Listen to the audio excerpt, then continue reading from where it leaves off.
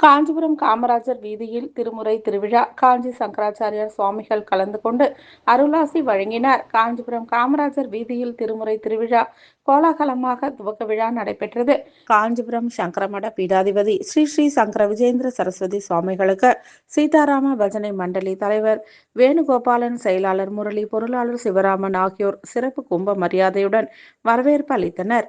இதில் இன்ஃபா நிறுவனத்தின் தலைவர் டாக்டர் அருணாச்சலம் முதலியார் தலைமை தாங்கி சிறப்பாக துவக்கி வைத்தார்.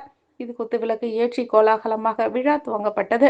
துணைத் தலைவர் டாக்டர் செல்வம், பொதுச் செயலாளர் முத்துசாமி, ஒருங்கிணைப்பு செயலாளர் முருகேஷ், காஞ்சிபுரம் அதிமுக மாவட்ட செயலாளர் சோமசுந்தரம், பொருளாளர் அப்பு என்கின்ற வள்ளிநாயகம், பிஜேபி மாநில ஓபிசி அணி துணைத் தலைவர் செந்தில் முதலியார், பிஜேபி மாவட்ட தலைவர் ஜெகதீசன், முன்னாள் பாராளுமன்ற உறுப்பினர் காஞ்சி பன்னீர்செல்வம், எஸ்கேபி கோபிநாத், பச்சை பாஸ் நிறுவன உரிமையாளர்கள் பிரபு, எழிலன், மோதிலால் உள்ளிட்ட நிகழ்ச்சி ஒருங்கிணைப்பாளர்கள் கலந்து கொண்டு விழா கோலாகலமாக நடைபெற்றது.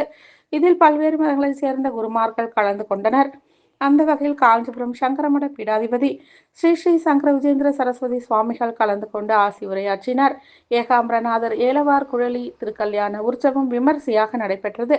இதில் பல்வேறு மாவட்டங்களில் இருந்து ஏராளமான பக்தர்கள் கலந்து கொண்டு விழாவினை சிறப்பித்தனர்.